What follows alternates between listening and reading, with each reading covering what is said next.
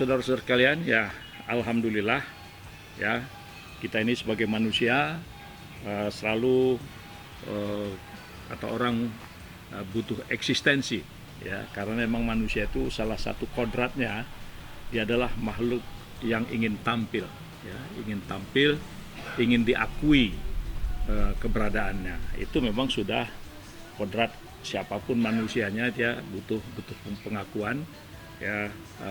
Jadi dia selalu ingin eksis, dia ingin selalu tampil dan diakui. Tetapi kita juga harus memahami dalam situasi apa ya, dalam situasi apa kita itu harus tampil di dalam percaturan kehidupan ini ya. Karena apa ya? Karena ada orang menjalani kehidupan itu ya, dia jalani kehidupan itu dengan lurus, dengan segala ikhtiarnya, tapi kemudian eksistensi dia itu tidak juga terangkat. Tapi ada juga orang yang dia biasa-biasa saja, tapi pada akhirnya eksistensinya itu diakui. Nah, oleh karena itu Bapak Saudara sekalian, jadi ini kadang-kadang ya kan ada penyakit ya, ya nauzubillah min zalik, jangan sampai terkena pada diri kita. Kita ini kan kadang-kadang ada ria, show ingin menunjukkan siapa aku atau apa yang sudah kerjakan, atau juga kadang-kadang kita mengungkit-ungkit mungkin sebuah kebaikan kita, kehebatan kita kepada orang, yang sehingga akhirnya jatuh menjadi sum'ah. Jadi dulu tuh saya dapat pengajian tuh, sum'ah itu adalah orang yang suka mengungkit-ungkit kehebatan yang dia pernah lakukan ya kan. Nah, penyakit ria, sum'ah, kemudian ujub. Nah, ujub ini kadang-kadang agak over, jadi agak berlebihan gitu ya. Jadi dia seperti ingin mendahului takdir ya, dan takdir itu tidak bisa didahului ya. Nah, jadi oleh karena itu gini, bagaimana kita dalam kehidupan ini ya, kalau saya cenderung ya apa adanya aja ya, apa adanya saja ya, tapi ya kita orang itu nggak perlu kita ya menunjukkan siapa aku gitu ya. Karena apa? Karena kalau orang sudah senang ya, kalau orang sudah suka ya, kita nggak usah cerita juga ya, orang sudah suka gitu ya. Nah, tapi kadang-kadang ada kalanya kita tunjukkan kepada, kita bercerita tentang diri kita, siapa kita dan sebagainya kan. Nah, padahal itu orang belum tentu orang orang suka gitu. Nah, jadi menjalani kehidupan ini ya unik ya, sangat unik, karena kita menceritakan siapa diri kita, kadang-kadang bisa jatuh ria, bisa jatuh sum'ah atau ujub ya. Tapi uniknya juga, kalau orang sudah suka ya, orang sudah senang ya, ketika kalau orang sudah senang itu kan ada orang yang membenci gitu, ada orang yang orang nggak percaya sama yang membenci itu. Coba ini, jadi ini memang disitulah ya kita sering menghadapi kenyataan seperti itu. Jadi kalau orang sudah suka ya kan, orang-orang yang benci pun kadang-kadang ketika orang berbicara tentang kita, dia nggak percaya. Jadi kan lebih bagus kita menjalani kehidupan ini dengan sikap apa yang ada, ya, dengan sikap yang ada. Yang penting kita tunjukkan, ya, bahwa kita punya komitmen, kita bisa menjaga amanah, ya, kita bisa menjaga amanah, dan kemudian kita peduli, ya, kita peduli, dan kemudian juga kita berusaha, ya, kalau ada tetangga kita, teman kita, saudara kita, orang-orang yang memang memerlukan bantuan, diminta tidak diminta, ya kita ada ke lapangan, ya kita kerjakan saja, kita lakukan saja. Nah, jadi dengan kondisi seperti itu, ya insya Allah, ya yakinlah bahwa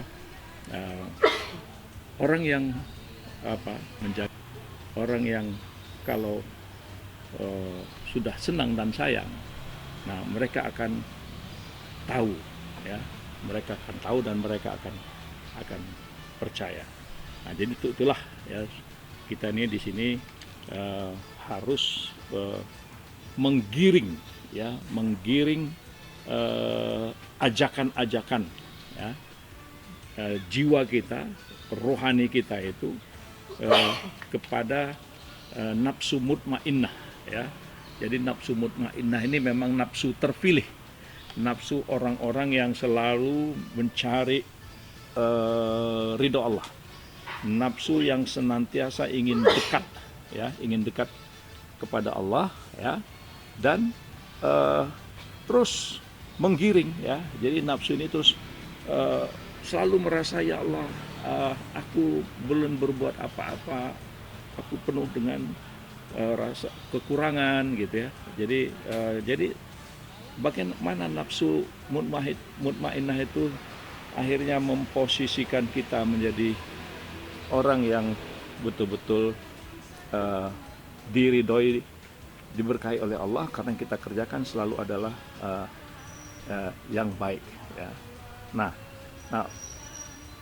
kebalikan dari itu, bagaimana kita berusaha, ya, berusaha setiap saat, ya, karena kita manusia, apalagi hidup zaman sekarang, ya, di tengah-tengah himpitan kesulitan, himpitan kehidupan, hidup penuh dengan pertarungan, perlombaan, kompetisi, kemudian lebih membangga-banggakan yang sifatnya material, sehingga kadang-kadang untuk mencapai itu tidak ada lagi norma-norma, tidak ada lagi etika, tidak ada lagi akhlak, tidak ada lagi tuntunan keimanan, sehingga katakanlah semua perbuatan itu bernuansa maksiat.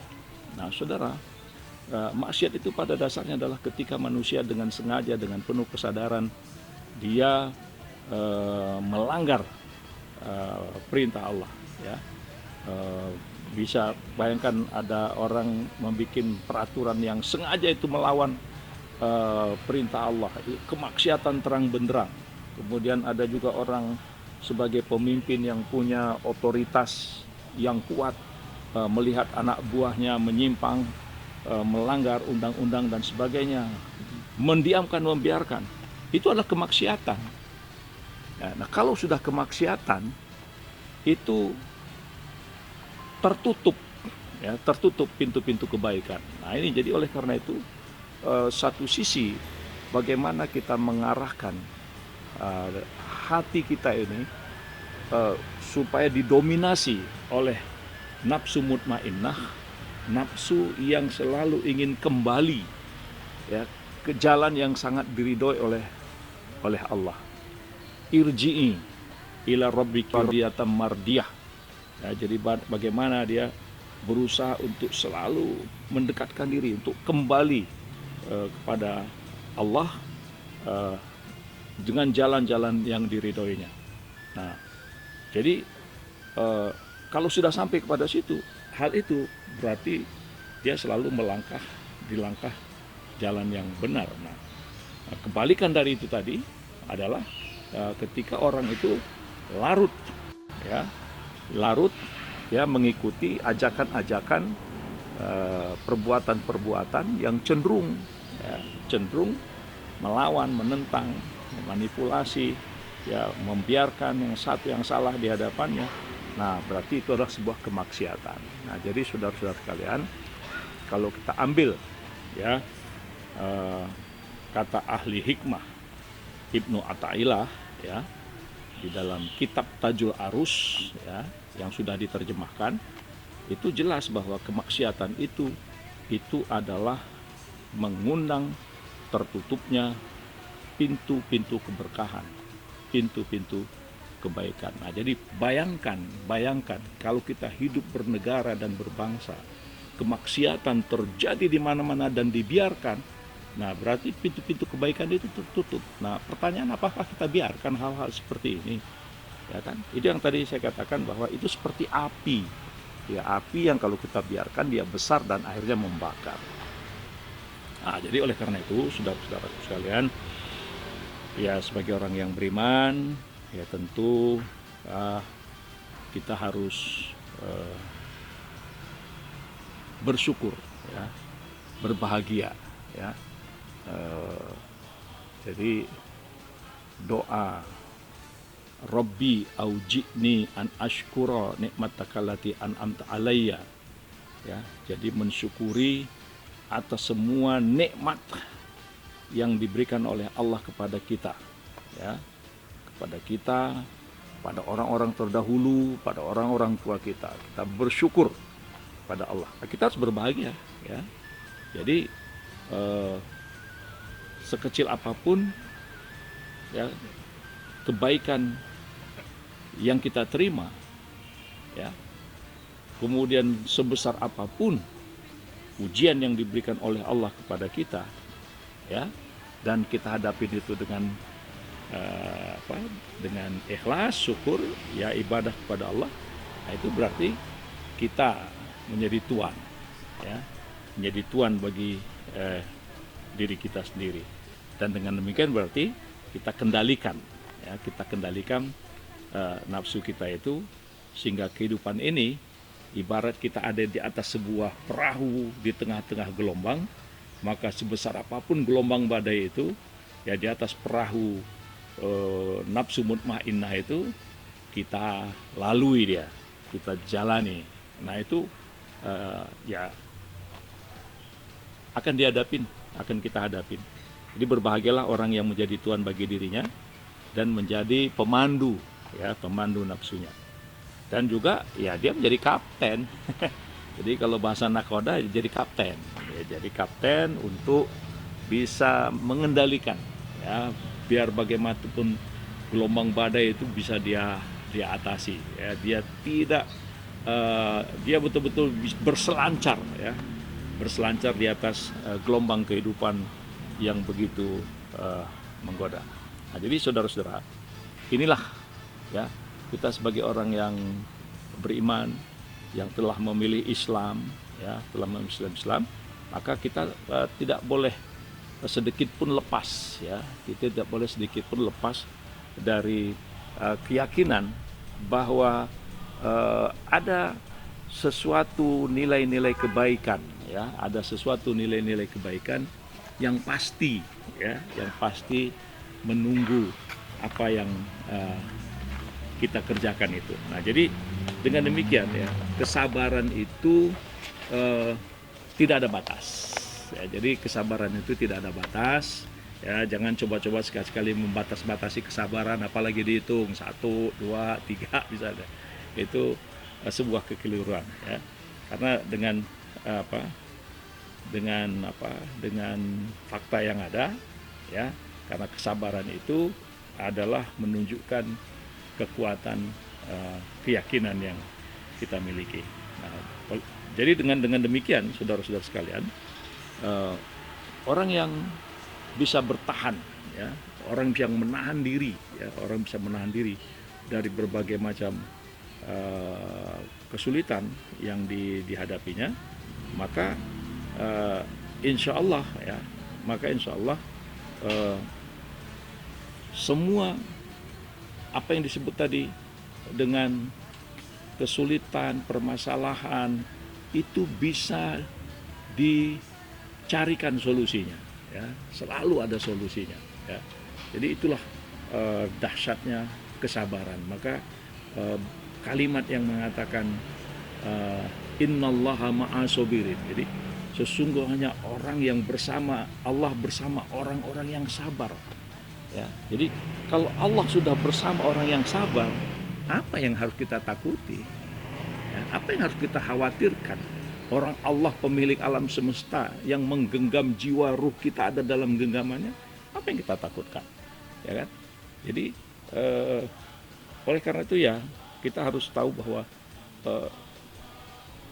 bahasa sabar itu diulang-ulang di dalam Al-Quran ratusan kali. Ya, berulang-ulang Allah menyebutkan kata-kata sabar itu karena ini memang sebuah pertarungan di dalam diri manusia, ya, baik di dalam tubuhnya, ya, di dalam pikiran, di dalam perasaan kita itu. Nah, maka kalau kita hilang kesabaran, ya, ketika orang hilang kesabarannya, lihatlah faktanya dalam kehidupan.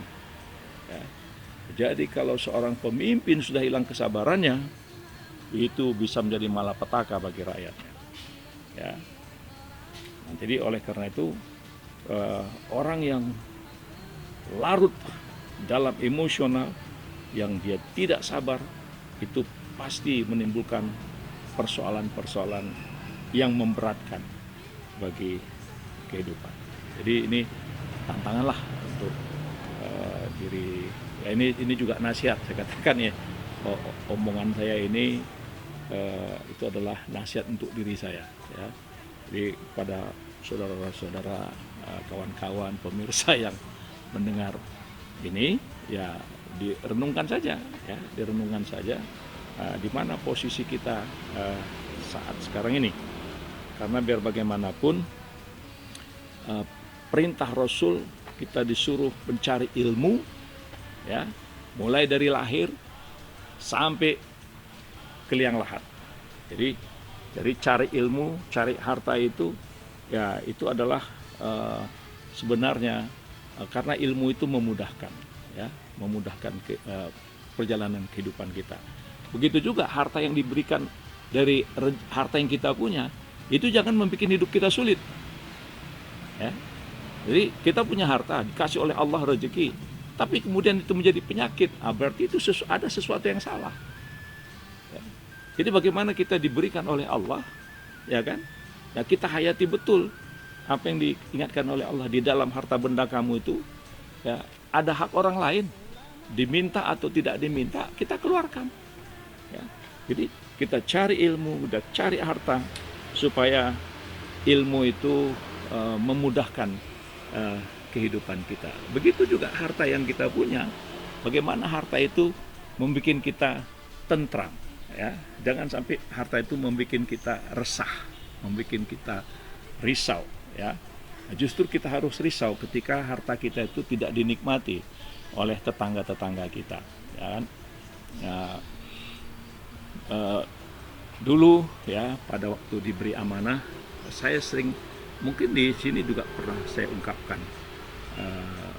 bagaimana kita menghayati menanam pohon, ya, menanam pohon. Ya. Orang kadang-kadang sepertinya kurang perhatian terhadap menanam pohon. Padahal menanam pohon itu efek multiplier kebaikannya itu berlipat-lipat ganda.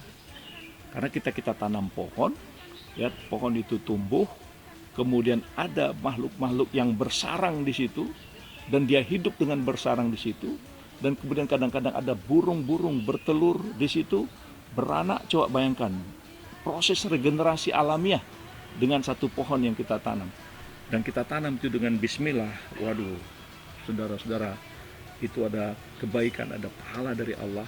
Kita nggak tahu timbangan berat amal kita itu apakah dari sholat kita, atau jangan-jangan dari perbuatan yang kita anggap yang kita lupakan itu yang ternyata membuat timbangan kita menjadi berat untuk menambah kebaikan kita. Jadi dalam hal ini kita harus bisa menyadari, ya, bahwa kita ilmu itu harus mampu memimpin kehidupan kita supaya bisa lebih mudah. Jadi kemajuan-kemajuan teknologi yang kita hadapin sekarang, yang sekarang istilahnya apa itu? Istilah revolusi 4.0, ya kan? Ya itu kan sebetulnya bagian yang tak terpisahkan dari tindak lanjut revolusi industri yang sekarang ke revolusi kemajuan digital yang sangat luar biasa, ya kan? Nah itu kan sebetulnya intinya adalah bagaimana kita supaya bisa lebih mudah, ya, bagaimana mudah. Nah jadi jangan sampai setelah kita memiliki alat-alat ini sulit berkomunikasi, sulit bersilaturahim, berarti ada yang salah kita menjalankannya gitu ya. Jadi ini memang ilmu itu harus memudahkan, dan harta itu juga harus bisa membawa ketentraman, ya. Jadi harta itu karena innama amwalukum, ya, innama amwalukum, sesungguhnya harta benda kamu itu, ya kan, bahkan dilanjutkan anak-anak kamu itu bisa menjadi sumber fitnah, ya. Jadi oleh karena itu kita harus bisa menjadikan anak-anak kita itu menjadi ladang-ladang kebaikan. Jadi harta-harta benda kita itu yang diberikan oleh Allah, ya, kita berdoa bermohon kepada Allah supaya bermanfaat, ya, bermanfaat bukan hanya untuk diri kita tapi juga untuk saudara-saudara kita yang lain dalam batas-batas, ya, dalam batas-batas kemampuan, kesanggupan, peluang yang kita miliki. Jadi ilmu dan harta itu harus menjadikan hidup ini menjadi mudah. Jadi jangan sampai harta itu jadi mungkin sulit. Nah, apa contohnya? Ya, harta yang membawa kesulitan itu ya utang yang numpuk, ya, hartanya banyak tapi dengan berutang, ya, numpuk terus menjadi beban. Nah bayangkan kalau anak-anak keturunan kita ternyata tidak mau membayar hutang-hutang kita, betapa berat beban kita. Jadi saudara-saudara kalian, harta itu harusnya memberikan kemudahan, jangan membuat kita sulit. Nah, jadi karena itu kita memang hidup ini kadang-kadang semua kepahitan kita rasakan. Nah tapi oleh karena itu sekali lagi saya katakan, tempat berharap yang paling indah, tempat berharap yang paling merdeka, tempat berharap yang memberikan tempat optimisme yang tinggi, itu hanya berharap kepada Allah. Jangan kita jatuh tergelincir memberikan harapan yang berlebih-lebihan kepada manusia, ya, karena manusia ini dia adalah sering lupa terhadap apa yang